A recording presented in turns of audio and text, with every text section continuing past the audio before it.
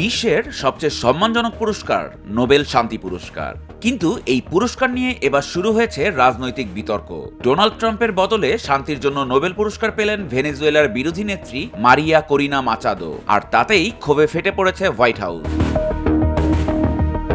10 October শুক্রবার মার্কিন president Donald ট্রাম্পের পরিবর্তে ভেনেজুয়েলার বিরোধী দলীয় নেত্রীকে নোবেল শান্তি পুরস্কার প্রদান করে নোবেল কমিটি।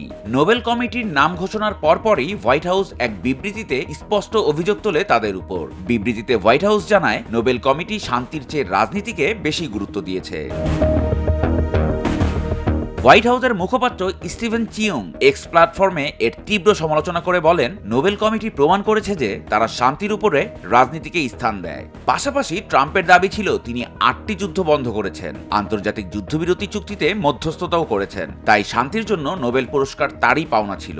অথচ পুরস্কার গেল ভেনেজুয়েলার বিরোধী দলীয় নেত্রী মারিয়া করিনা মাচাদোর ঝুলিতে। হোয়াইট হাউসের মতে এই পুরস্কারের জন্য তদবির করা হয়েছে।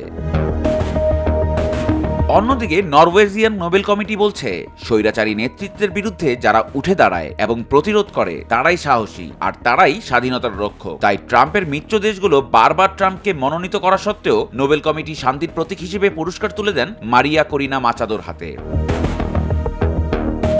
একদিকে একজন বিশ্বনেতার ক্ষোভ ও প্রত্যাশা, অন্যদিকে একটি আন্তর্জাতিক কমিটির স্বাধীন সিদ্ধান্ত। বিশ্বজুড়ে এখন প্রশ্ন একটি, নোবেল শান্তি পুরস্কার কি সত্যি শান্তির প্রতীক, নাকি রাজনীতির নতুন মঞ্চ? ট্রাম্পের ক্ষোভ, মাচাদোর জয় আর নোবেল কমিটির যুক্তি, এই তিনে যেন মিশে গেছে শান্তির আসল সংজ্ঞা। ইলিয়াস হোসেন, স্বদেশ প্রতিদিন।